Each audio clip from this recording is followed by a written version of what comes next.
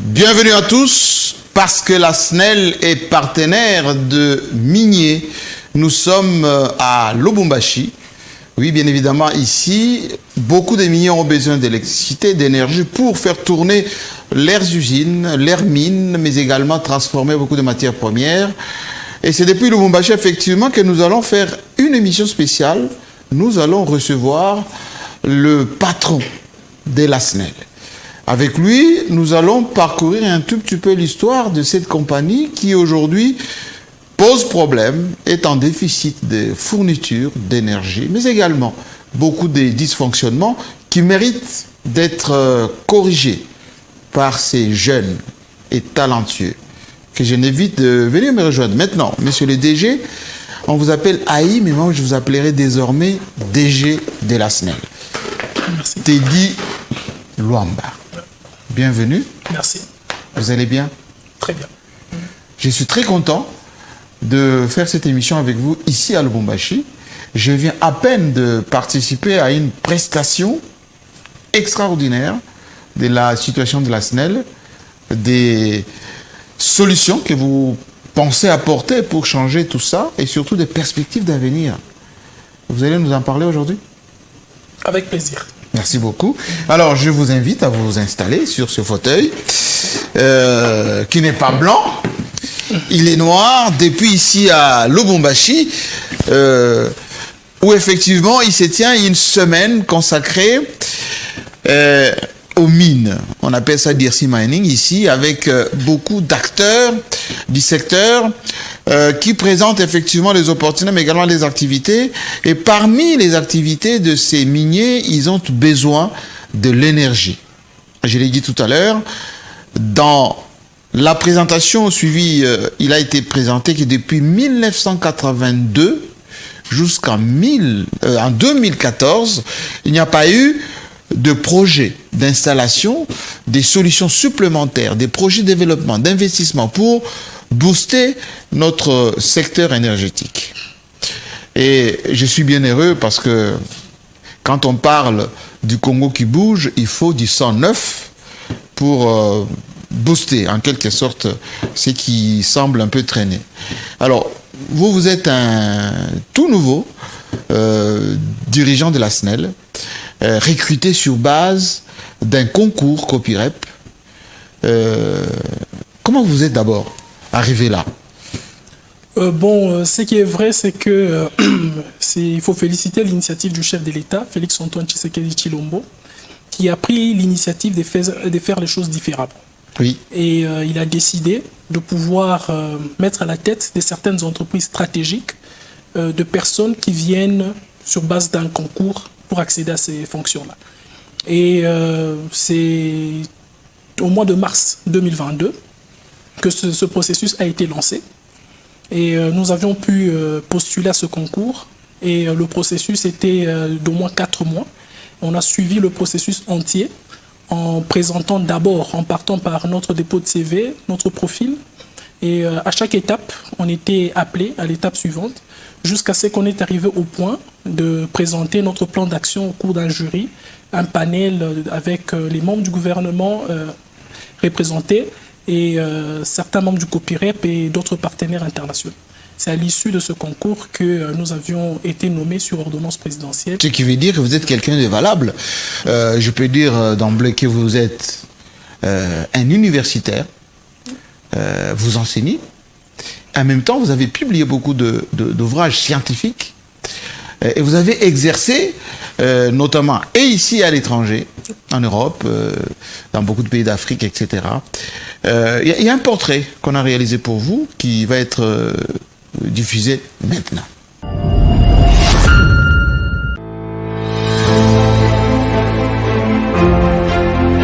C'est un homme qu'on n'a pas vu venir à la tête de la Société nationale d'électricité.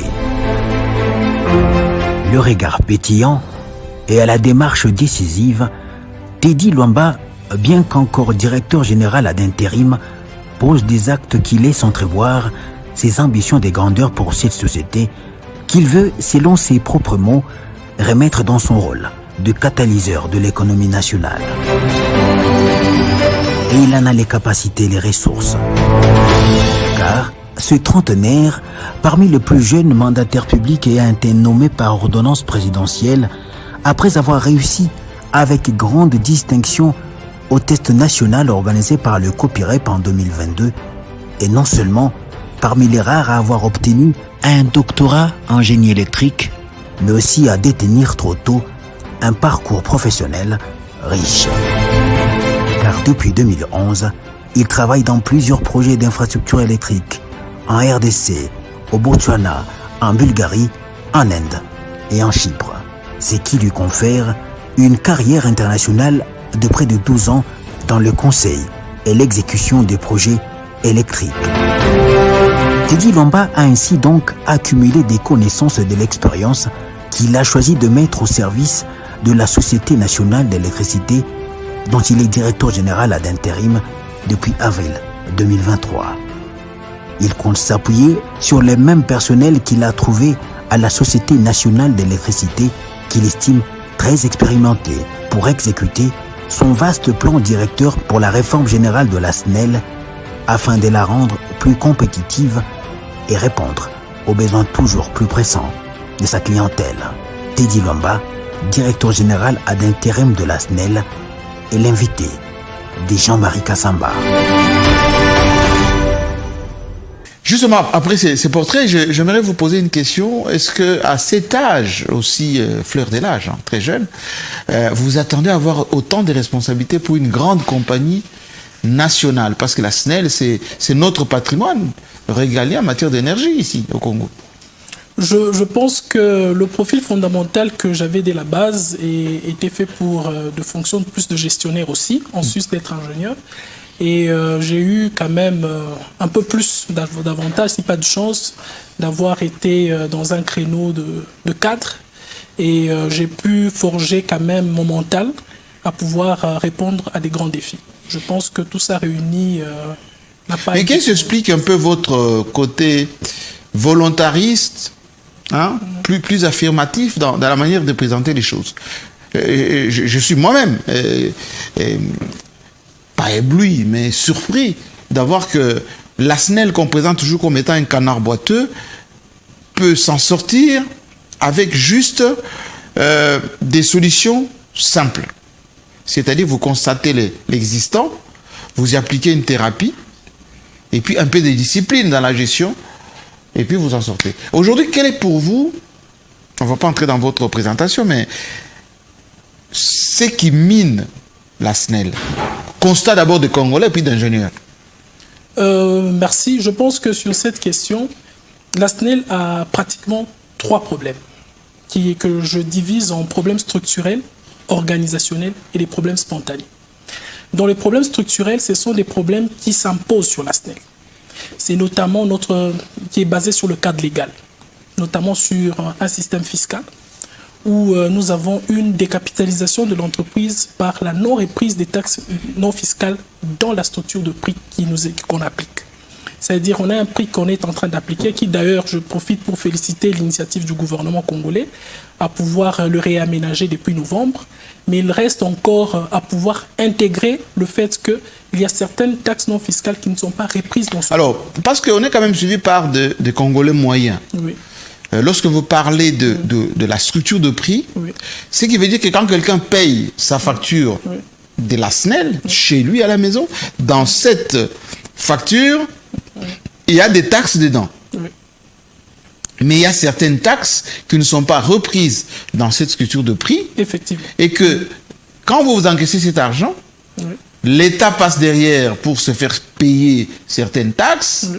Vous êtes obligé de trouver l'argent ailleurs que dans l'argent que vous gagnez par les contribuables, si vous voulez bien, le client qui paye votre énergie. C'est bien ça? Effectivement, dans de mots simples, il s'agit. Donc ça veut dire que vous payez à l'État l'argent que vous n'avez pas. Donc, pratiquement, en disant des mots simples, on le dit comme ça, et ça devient pour nous une décapitalisation. Oui. Parce qu'au préalable, ça n'a pas été prévu correctement. Et généralement, dans le système de paiement, c'est le client final qui doit tout supporter. Mais nous, on se retrouve avec des rubriques qui ne sont pas fondamentalement... Alors, qui supporte? C'est vous alors? C'est la SNEL qui supporte. Et on subit une décapitalisation nette. Et deuxième problème? Le deuxième problème que nous avons, c'est vrai, l'impôt est d'ordre public et nous sommes bons élèves en ça, mais il y a aussi la pression fiscale. Ça veut dire que la SNEL, comme société commerciale, elle subit pratiquement toutes les pressions. C'est-à-dire que l'État actionnaire ne ferme pas souvent les yeux sur certaines taxes compte tenu du caractère stratégique de la SNEL. Jusque-là, il y a des initiatives qui commencent à être tenues, notamment par le ministère de Finances, qui avait quand même donné cette impulsion à pouvoir alléger un tout petit peu sur la pression que nous étions en train de subir depuis novembre. Mais malgré tout, nous sommes toujours victimes de cela, et cela empêche par moments un très bon fonctionnement. Alors moi j'ai appris, et tout à l'heure vous allez voir que vous serez interrogé par des journalistes, à la fois d'ici et de Kinshasa, que l'État payeur, l'État client, qui est aussi actionnaire de la SNEL, eh bien, ne paye pas suffisamment, ou ne paye pas bien, ou souvent avec beaucoup de retard. Ça vous handicape ou pas? Ceci nous handicape aussi. Et c'est vrai que c'est un gros client, mais par moment, les paiements ne viennent pas aussi régulièrement que l'on peut. Et ça, c'est aussi un des éléments qui fait en sorte que nous n'avons pas à tout moment le nécessaire qu'il faut. Est-ce qu'on a les chiffres du montant que l'État doit à la SNEL? Bon, aujourd'hui, nous sommes en train de faire... on a fait une dernière conciliation au mois de février avec le ministère du Budget. On tourne autour des créances validées autour de 150 millions de dollars. 150 millions de dollars. Oui. Admettons, si l'État congolais, Monsieur le Président, décide de vous payer, ou même la moitié de ces 150 millions de dollars, qu'est-ce que ça va apporter à la SNEL? En tout cas, pour nous, ça sera une très bonne impulsion. Parce que l'élément porteur aujourd'hui, c'est le secteur de la production. Depuis bien d'années, nous n'investissons plus dans le productif de la SNEL. Et aujourd'hui, ça serait un levier important dans la production.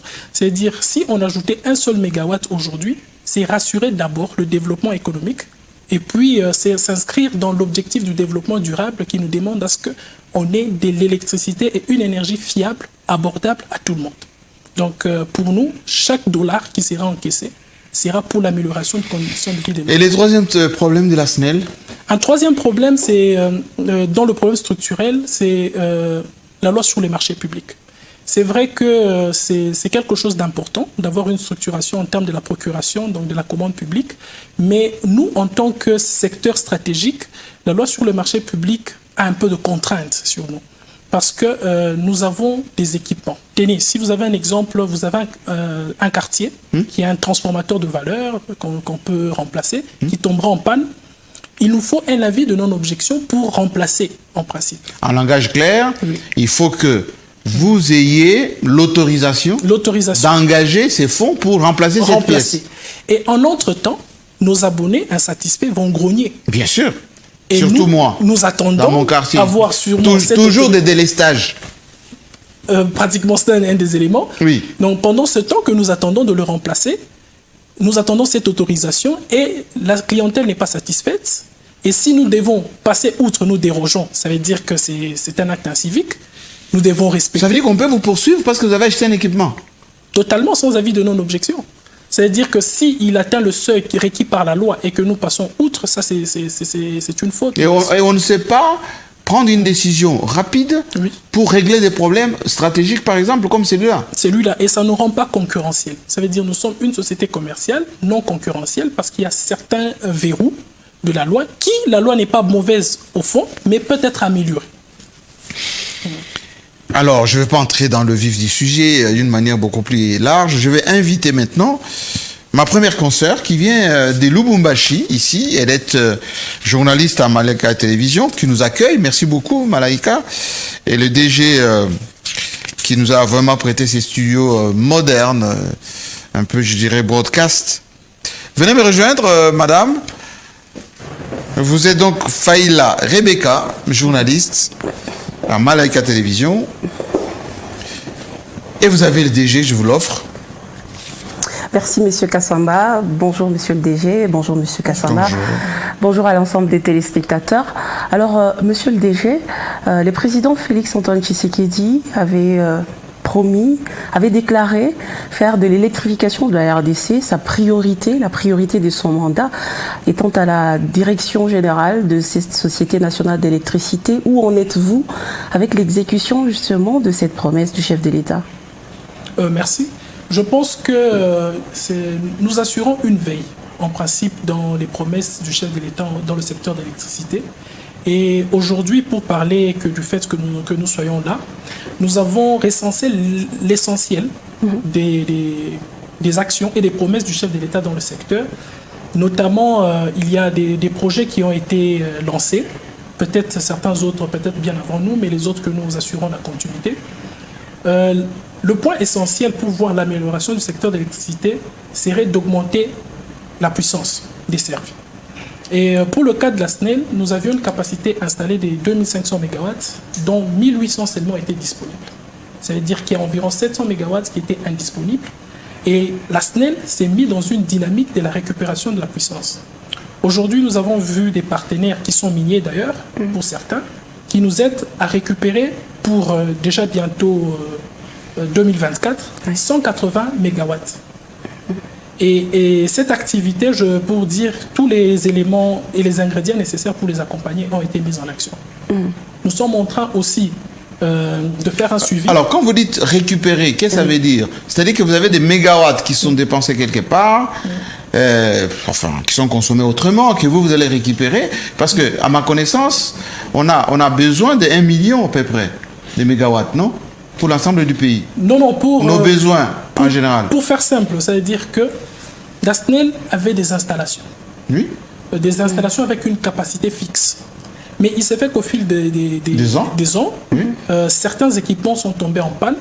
Notamment les barrages, notamment les... Oui, certains groupes qui constituaient des parties les sous-stations, de barrages, Et il fallait d'abord, avant d'en construire les autres, faire une réhabilitation de l'existant et la fiabilisation de ces équipements-là. Alors, c'est la première étape.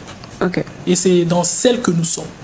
Et nous nous sommes mis à pouvoir récupérer d'abord quelque chose d'électrique. Par rapport à la puissance installée. Par rapport à cette capacité installée, mais qui était indisponible suite aux pannes. Et là, nous sommes en train de récupérer 180 MW. À échéance quand? Fin 2024. Et les travaux sont déjà en cours. C'est un partenaire minier qui est en train de nous accompagner. Et ça sera quelque chose de très important. Actuellement, il y a aussi d'autres partenaires, des relations bilatérales, notamment des partenaires chinois, qui veulent nous accompagner dans la récupération d'environ 510 MW. Et les 510 MW, avec un groupe au niveau de Inga, dans un premier temps, une fois qu'il sera remis en service, on passera par un deuxième palier et comme cela, on va avancer jusqu'aux 3 groupes à récupérer. Oui, mais ça, c'est dans la production de l'énergie. Mais en termes de distribution, il y a aussi d'énormes défis à relever de ce côté-là. On parle de transport. Oui. Vous produisez, mais vous avez du mal à transporter. Si je prends le cas de Inga 2, par exemple, il y a de l'énergie là-bas. Au fait, c'est un barrage tout neuf. Il faut faire la distinction. Inga 2, c'est vrai, il existe depuis 1982, avec des groupes que nous récupérons. Sur le secteur du transport, aujourd'hui, on est encore un peu... Non, je voulais parler des Zongo, pardon. De Zongo 2. De Zongo 2. C'est trop neuf, oui. Oui, c'est tout neuf, Zongo 2. Zongo 2, c'est une centrale qui est neuve. Et nous avons une puissance que l'on doit dégager en construisant le poste de Kinsuka, qui, d'ici un mois, un mois seulement. Un mois sera opérationnel parce que les travaux sont exécutés déjà à 98%. Ça va nous permettre de récupérer la puissance qui tournait à vide. Et qui va desservir une bonne partie de la ville de Kinshasa. Et c'est cette dynamique où nous sommes. C'est-à-dire que nous sommes en train d'abord de faire le tout, de collecter ce qu'on pourra faire et de mettre à disposition de la population et de notre clientèle avant de pouvoir passer à la création de ce qui n'existait pas. Et donc, il y a Inga 2, comme on a dit, le 2 projets. Il y a le poste de Kinsuka qui sera mis en service. Il y a aussi le dégagement de la puissance à Tudi-Tubidi, au Kassai, où la SNEL a 3 MW et la ligne est en train d'être tirée. C'est un projet qui était trop latent. J'y étais moi-même personnellement au Kassai pour le pousser, le relancer. Les conducteurs ainsi que les fils sont arrivés sur place. et la ligne est en train d'être tirée en ce moment. Les quelques poteaux qui restaient encore pour partir de Miabi jusqu'à Mbuji-Mayi sont arrivés aussi sur place. Ça veut dire que ça sera au bonheur de la clientèle parce que une fois que cette puissance sera dégagée, il y aura une partie qui peut être desservie aussi à la régie des eaux, où il y a une station d'épuration d'eau qui doit tourner. Ce qui veut dire que ceux qui nous suivent en Mbuji-Mayi, ils sont dans une espèce de calvaire éternel. NRK n'arrive pas toujours à subvenir. Le barrage de Tchala, toujours en panne. Et en Mbuji-Mayi, on ne sait pas, les panneaux solaires un peu introuvables. Ça veut dire que Tubidi va desservir Mbuji-Mayi dans moins de 6 mois. Dans moins de 6 mois. Vous prenez vous nous affirmez que Mbuji-Mayi va avoir ça, c'est une certitude parce que nous sommes déjà à 40% de la ville en termes de poteaux et la centrale tourne, elle est là. Et ce n'est que le raccordement et nous allons desservir. En passant, nous allons aussi électrifier Miabi et Boya. Nous allons quand même desservir les populations sur la ligne. Donc ça qui est très important. Madame. Et parlons justement de l'industrie extractive. Tout à l'heure, vous avez parlé de cette récupération. Mais est-ce qu'on pourrait compter, les entreprises minières pourraient compter sur cette récupération pour être desservies par rapport à ces déficits qui ne favorisent pas l'expansion du secteur minier, particulièrement dans cette partie sud-est de la RDC ?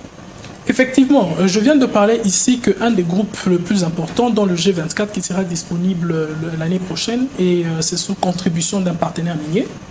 Et ça sera pour le bonheur du secteur aussi du secteur minier. Et c'est très important. Pourquoi? Parce que si on doit faire une simulation, aujourd'hui, la SNEL tient totalement le secteur de l'économie. Si nous avons 250 mégawatts que nous mettons à disposition à l'industrie, ça aide d'abord à pouvoir générer... Mais ça ne couvre pas totalement. Ça ne couvre pas totalement, mais la réflexion c'est de dire qu'avec 250 mégawatts disponibles, nous avons une création de richesse avec le PIB de 10 milliards de dollars. 10 milliards? Oui. Mais c'est énorme. Énorme.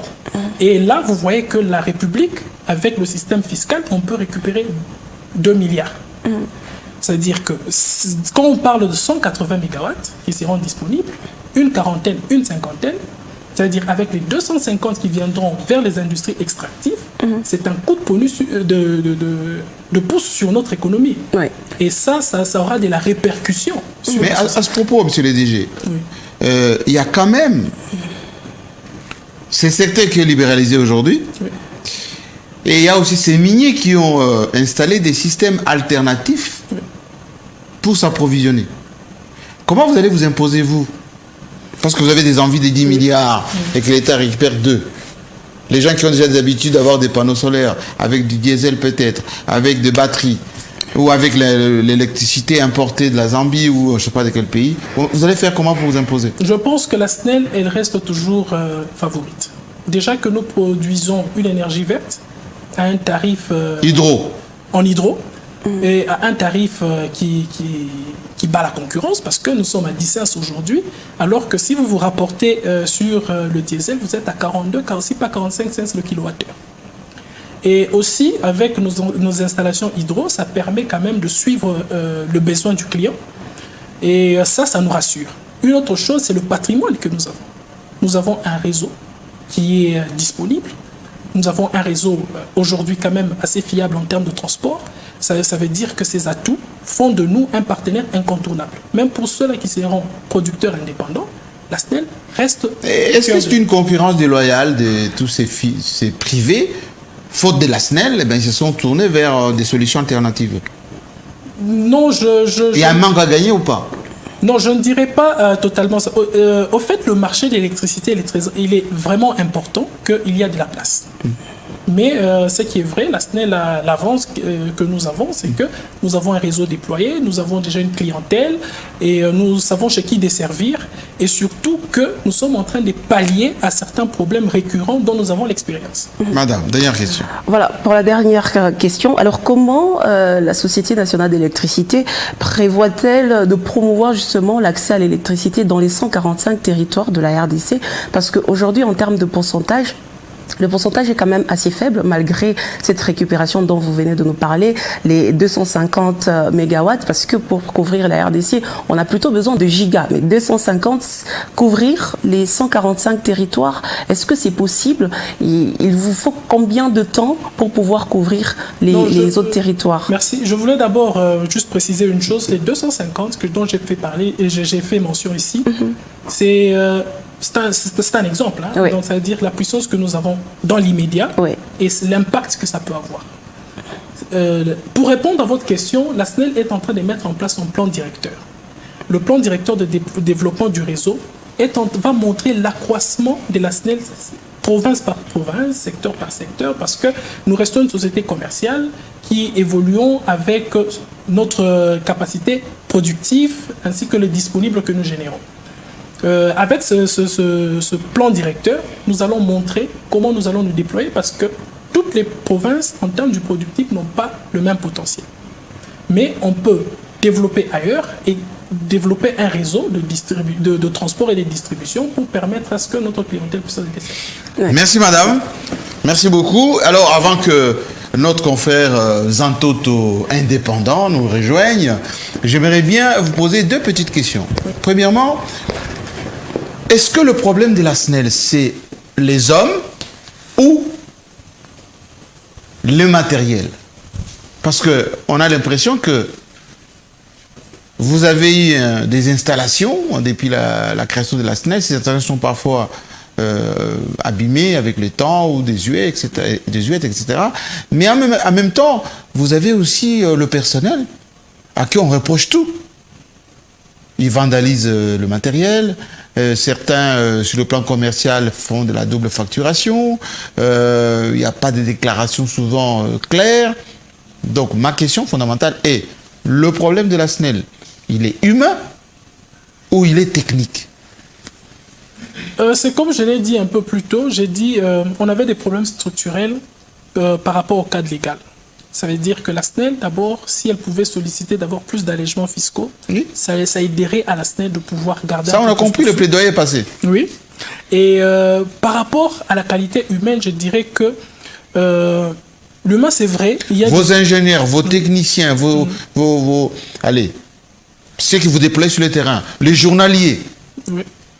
L'humain, c'est vrai qu'il y a toujours quelque chose à reprocher, mais d'abord, il faut dire que nous avons notre personnel qui est très qualifié, et ce sont des gens épris d'amour.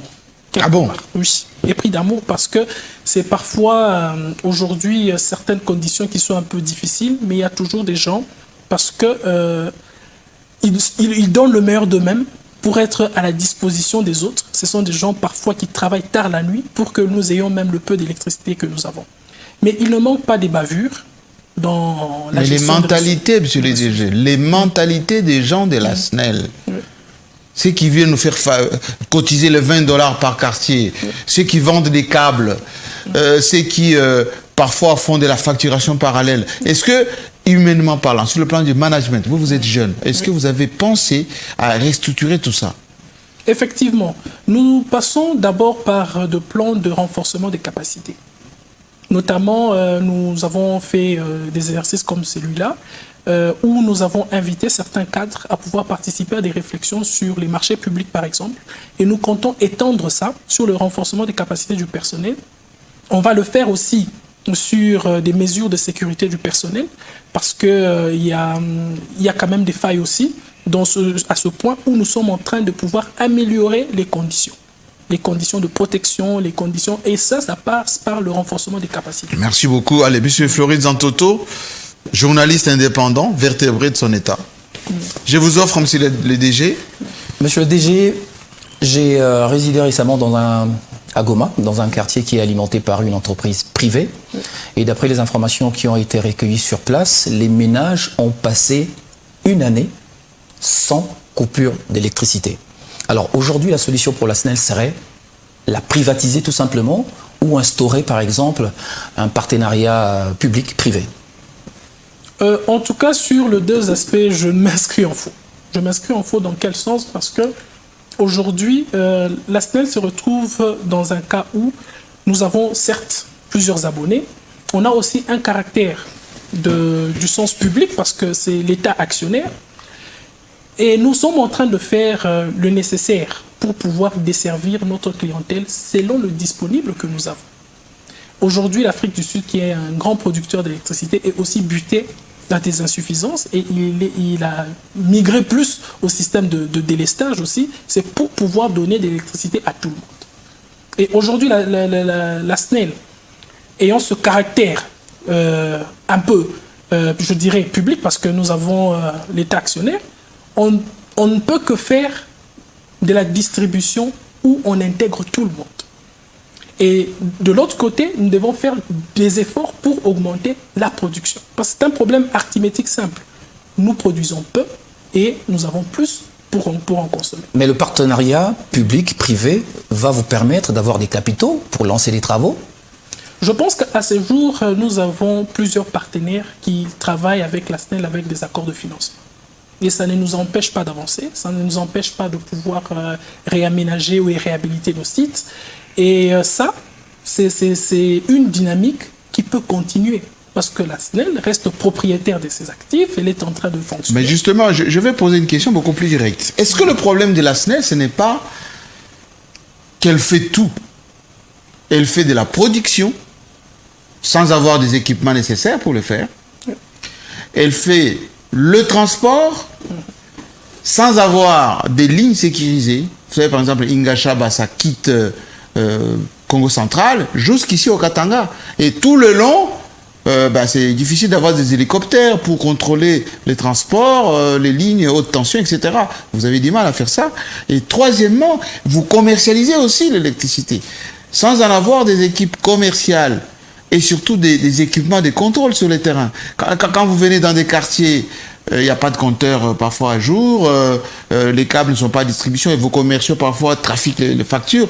À force de faire trois, vous seul, ça vous dépasse un tout petit peu. Pourquoi vous n'acceptez pas de privatiser comme propose M. Zantoto? Allez, vous créez trois sociétés, trois filiales. Une qui fait la production, une qui fait le transport, l'autre qui fait le commerce. Et ça sera un peu plus rationnel, non? En tout cas, ce que je dirais, le problème dont vous avez évoqué, il est juste structurel. Ça veut dire que si nous avons des allègements et que nous avions des sous pour ça, tout ce qu'on est en train de dire, c'est juste une disponibilité en termes de capitaux.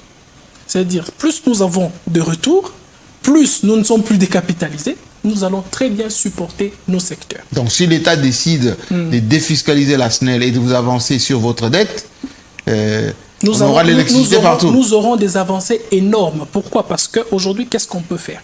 La SNEL peut présenter son plan directeur qui est en train d'être rédigé et le mettre en contrepartie avec les avantages fiscaux.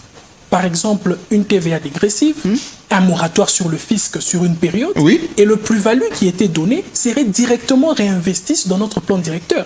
Et dans ce plan directeur, sera inscrit quoi? L'amélioration de notre secteur de transport, l'amélioration de notre secteur de distribution, l'amélioration de notre commercialisation par la pose de transformateurs et puis par la pose de compteurs. Donc, et ça va permettre à ce que la SNEL puisse améliorer son service. Tout réside sur ça. Alors, vous avez été récemment en Chine avec le président de la République et sur place, des contrats et des conventions ont été signés entre la Chine et la République démocratique du Congo. Qu'en est-il de la part de la SNEL finalement? La SNEL a reçu l'accord de financement d'un partenaire nommé Sénèc qui veut investir dans la réhabilitation des trois groupes. Le G23, le G24 et 26. Et ça, le disponible est déjà là. La partie congolaise est en train de se mouvoir pour pouvoir donner sa contrepartie. Et une fois que les deux opérations seront finies, nous allons passer à la signature des accords subsidiaires qui va maintenant donner le canevas d'exécution de travaux. Et une fois que nous allons le faire, nous aurons encore de la puissance supplémentaire. Comme j'ai dit, mettre encore plus de la puissance à la disponibilité de nos abonnés, c'est créer plus de la richesse. Et c'est créer de la richesse tant pour la population que pour l'État et pour la SNEL. Et là, nous aurons encore un nouveau levier d'investissement pour d'autres projets. Alors, à combien de pays, finalement, la SNEL vend du courant? On peut savoir combien de pays rapportent de l'argent nous achètent. En République démocratique du Congo. Et quelle est la proportion des chiffres d'affaires Alors, ces exportations d'énergie? Ce qu'il faut dire, c'est qu'il faut rentrer un peu dans l'aspect historique. À l'époque, nous avions la ligne Inga-Chaba, qui était nommée donc Inga-Kolwezi, qui transportait les 500 MW. Et au sud, nous avions une production de 480 MW, alors que la GECAMINE, dans son ensemble, avait un besoin autour de 250 MW. Alors, le surplus, vu qu'on ne consommait pas le tout, on exportait. Autour des années 97, on a libéralisé le secteur minier et il y a eu maintenant plus d'industries minières. Et la demande a été grande. Et aujourd'hui, non seulement nous consommons les 480 de capacités installées dans le Katanga, les 500 qui viennent de Inga, nous sommes maintenant en déficit de 1000 MW. Ça veut dire que nous n'exportons plus parce que nous avons de la consommation locale et nous avons même un besoin. C'est plutôt le phénomène inverse aujourd'hui qui se vit. Nous importons de l'électricité. C'est ce qui veut dire que l'énergie qu'on vendait à l'Afrique du Sud, on ne vend plus. Au Rwanda, on ne vend plus. Mais au Congo-Brazzaville, ça reste. Au Congo-Brazzaville, on continue ou pas? Au Congo-Brazzaville, nous avons de compensations horaires, ça dépend. Nous recevons aussi de Brazzaville, il y a des partenaires privés au fait qui importent de Brazzaville, oui, que nous facilitons le transport, mais nous avons de contrats entre les deux partenaires pour stabiliser nos deux réseaux. Et actuellement, c'est ce qui se vit. Dernière question. Alors, monsieur le DG, est-ce qu'on peut avoir précisément le taux de desserte en électricité en République démocratique du Congo? Et ces 5 dernières années, le tableau évolutif. Est-ce que nous sommes dans une évolution positive ou on régresse? Taux de desserte. Je pense que, c'est vrai, il y a des petites discussions sur cette question. Le taux de desserte, il est aussi lié à des facteurs démographiques. L'accroissement démographique et tout. Aujourd'hui, nous sommes en train de tourner autour de 10% en moyenne.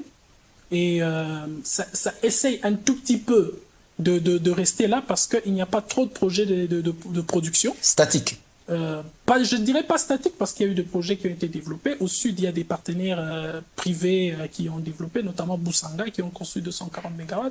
Donc, il y a certains projets qui viennent, mais c'est vrai que la vitesse de construction de ce projet de production n'est pas aussi important à pouvoir renverser la tendance. Mais ce qui est vrai, restons à ce niveau-là. Nous pensons que avec le projet que nous allons initier au niveau de la SNEL, nous allons peut-être aussi contribuer tant soit peu à l'accroissement. Merci, M. Dantoto. Alors, 2 questions encore. Sylvie Bongo va nous rejoindre tout à l'heure pour les Lingala. Mais, Monsieur le ministre, j'allais vous appeler ministre, peut-être que vous le serez bientôt. Question. Le problème de la SNEL, ce n'est pas aussi que vous ne participez pas au lotissement, aux équipements. Il y a des gens qui font des villas, des immeubles, et qui installent énormément d'appareils qui consomment de l'électricité, sans que vous ayez mesuré votre capacité de fourniture. Est-ce que ce n'est pas une faiblesse de votre part? Ça, c'est question numéro 1. Et question numéro 2, c'est vos installations même.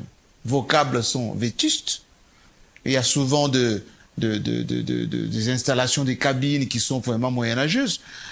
Tout ceci pose problème en termes de fiabilité, de sécurité de la SNEL. Est-ce que ça vous arrive de vous poser cette question avant qu'on puisse créer un nouveau quartier, une nouvelle ville, un immeuble? Il faut que vous calculez la capacité de consommation de ces équipements, de ces installations, de ces immeubles, pour fournir l'électricité conséquente. Je pense que ça fait partie de la série de problèmes. Et ça demande des cadres de concertation de plusieurs. Mais avec qui? Avec l'hôtel de ville, avec le ministère de l'aménagement? Avec les services Vous ne pouvez pas imposer ça? L'urbanisme, les affaires foncières, parce que parfois nous sommes aussi victimes d'empiètement. On ne vous consulte pas? Des emprises SNEL. Nous avons aussi plusieurs problèmes dans le domaine foncier où vous avez des gens qui reprennent de l'espace prévu, des couloirs sécurisés par la SNEL. Oui. Et je pense que c'est une réflexion profonde que l'on doit faire ensemble. Mais au niveau de la SNEL, ce que nous faisons à ce jour, c'est que nous avons des campagnes de sensibilisation pour des gens qui sont à proximité de nos installations. Et aussi, on veut lancer une opération d'identification. Cette identification permet de faire quoi? C'est-à-dire qu'à l'époque, le point d'alimentation, généralement, avec la configuration belge, c'était des parcelles avec maisons basses. Oui. Et avec le temps, il y a eu un accroissement démographique. Le comportement même architectural a migré. On commence à construire des immeubles. Et le point d'alimentation, aujourd'hui, c'est l'appartement. Donc, nous procédons plus à la réidentification de nos abonnés pour pouvoir quantifier et savoir d'abord qui est là, qui a changé des statuts. Il y a aussi l'augmentation du niveau d'appel en puissance qui fait que les équipements qui changent de catégorie. Les gens qui ont des congélateurs, de frigos, des fers à repasser, tout ceci, ça consomme des mégawatts. Oui. Alors, comment vous faites pour calculer à la fois le degré de consommation et votre offre? Ou vous le faites au pif, vous livrez sans savoir? Actuellement, nous sommes en train de faire, comme j'ai dit, nous sommes en train de lancer des opérations d'identification. C'est vrai, c'est un grand chantier parce que déjà, nous avons un faible taux de couverture de compteurs et que le tarif forfaitaire, malheureusement, continue encore à exister. Mais c'est par des campagnes d'identification des abonnés que nous allons faire des mises à jour et changer petit à petit, bien sûr, avec quelques sensibilisations, ces choses. Alors, Sylvie Bongo, qu'on ne présente plus parce que équipe nationale, il y a une question tellement difficile que pour nous écolo, Sylvie Bongo. Merci beaucoup, Molamboka Jean-Marie Kassampa. Matondi DG Teddy Luamba, Nathalie biographie nayo et c'est pelisinga makasi pona komona parcours nayo na makambo ya Itali électricité donc yo yebiango pe bandia on ba secteur privé. Komona yo ko solana ba minier lelo na mililu meneno ya DRC Mining Week. Ezana momoko eleki na mutu na ngai. Ligne Inga Shaba au maréchal Mobutu Salaka na 82 pour résoudre makambo etali courant pour couper sa industrie ya mine na Katanga courant ou ekouta Inga na ba Congo kokomati na Shaba à l'époque lelo ekoma wapi parce que quand on a lundi masolo et comme le kola ba minier ba komosa mamende na bango. En principe, le Babongoté, la ligne Ingashaba aujourd'hui est vraiment le nœud de la liaison entre Congo central, Nebolobi et Nakatanga. Et cette ligne aujourd'hui nous sert de beaucoup parce que à la transmission, il y a 500 MW vers le Katanga. Et il y a vraiment poumon, il y a économie en Boka. Comme je l'ai dit, 250 MW transférés, ça permet de créer 10 milliards de dollars sur le PIB. 500 MW, c'est déjà 20 milliards. DGO, penza linga boulot, hein. Lobaka na linga, faut pas l'amboka, faut pas la yo. Bo bazana banda kuna bango ba zoka courant na yo, lobela ba na linga la. Na tellement mon poto que hein, ingénieur, lobela ba na linga la. Inga shaba ekufate. Et c'est ça même yango des sources d'économie en Boka. OK. Tisiko. Tout ça le lango. Tu as bête qui soit 20 milliards. Ngai on est intéressant. 20 milliards est un levier économique. Ça veut dire que ceux aux autres. On a $. De dollars. Ceux aux autres transporter 250 MW et continuer dans le secteur minier. Basali baba lengo na bango cuivre bateki et créer 10 milliards de dollars pour 250 MW. Na 10 milliards au ba créer 18 taxes na kati. Taxes on a deux salaires et fouti ba militaire et fouti ba tout. Donc 500 MW et les gars wana na ligne Ingashaba ils ont généré en moyenne 20 milliards et puis taxes en akati snel paye zozwa ba paiement ba facture à ba ligne.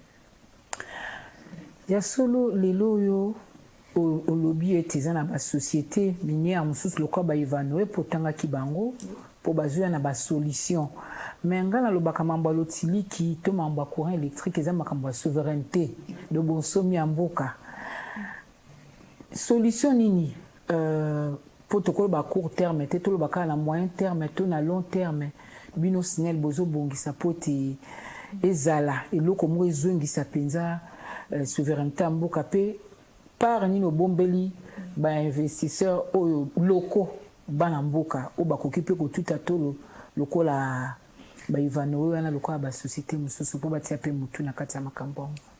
Bon, dans le cadre du secteur électricité, ce qui est vrai, l'avantage, c'est que comme il est libéralisé, quand on a les centrales, quand on a les lignes à gauche, à droite, l'avantage qui est là, c'est que SNEL, les partenaires locaux, pour ne parler que de ça, sont créé une société à trader.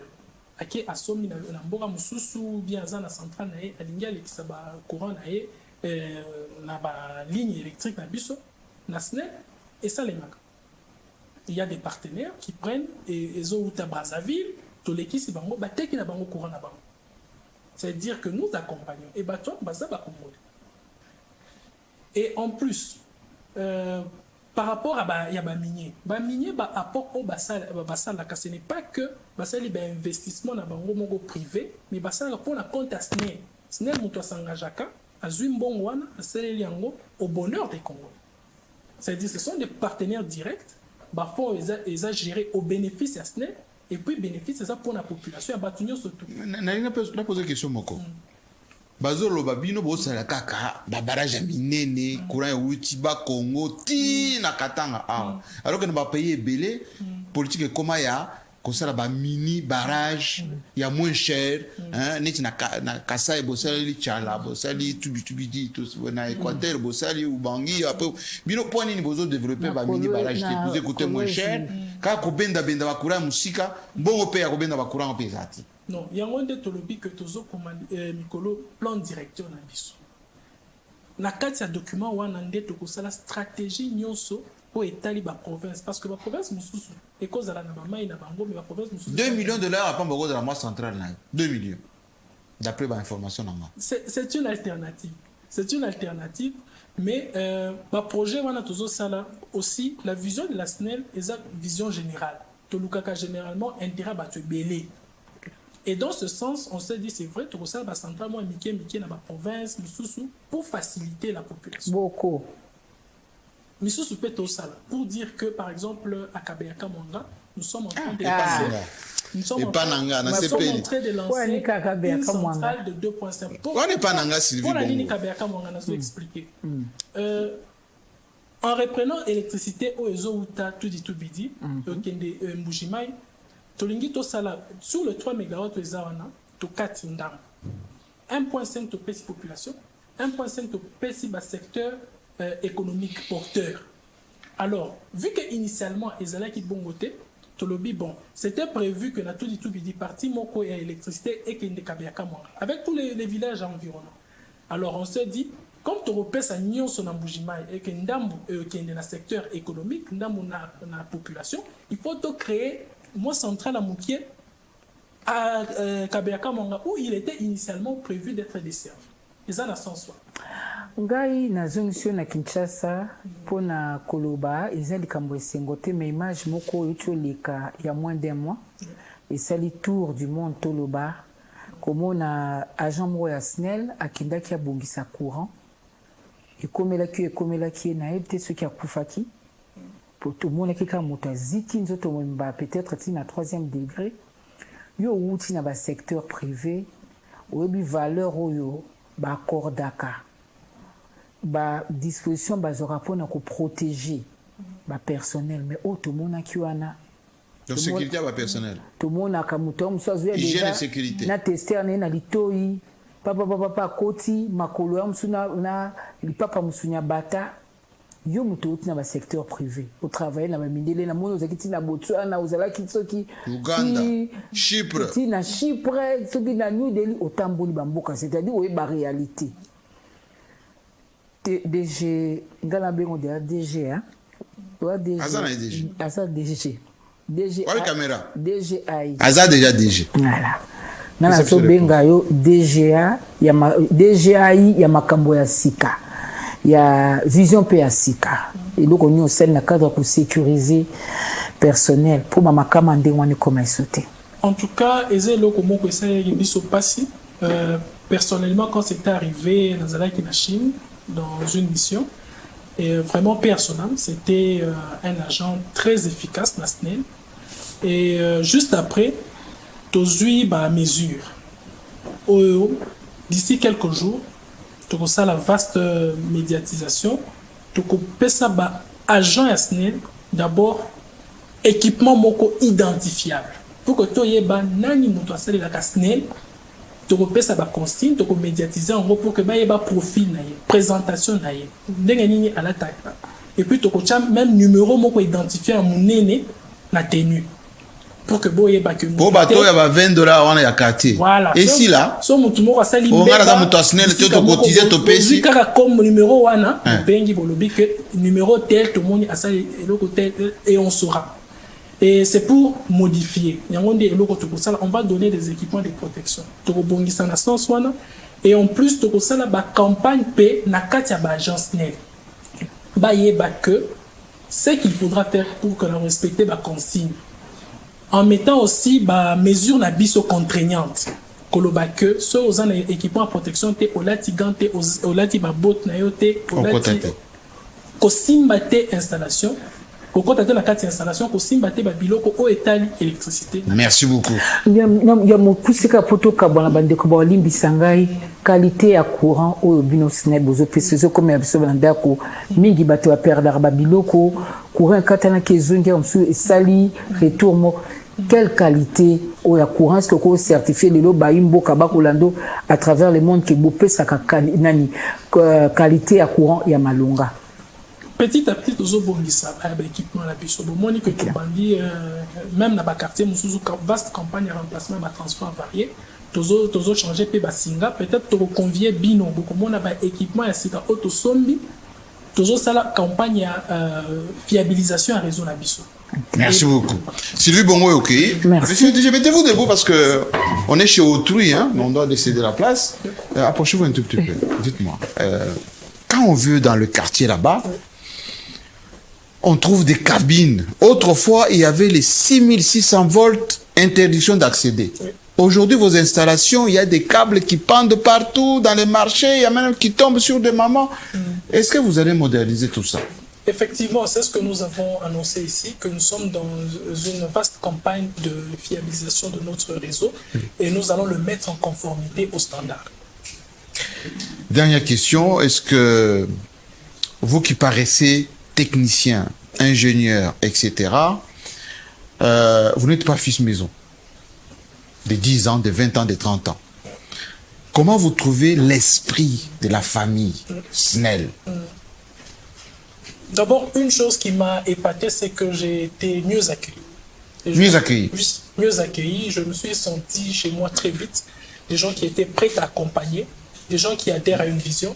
Et j'ai compris que quand on explique les choses clairement, on a toujours des gens qui vous accompagnent. Moi, je vous remercie. Merci. Et surtout, on va vous suivre. Hein? Oui.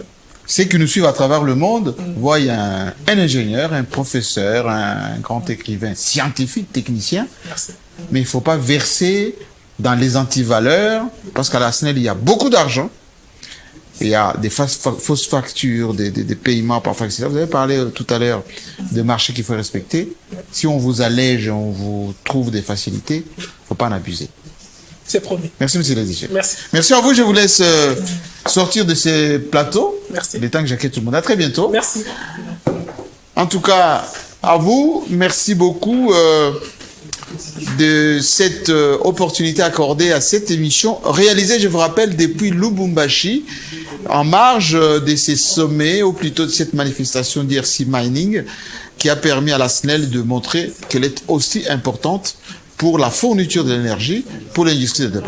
Allez, à très bientôt, avec le même plaisir.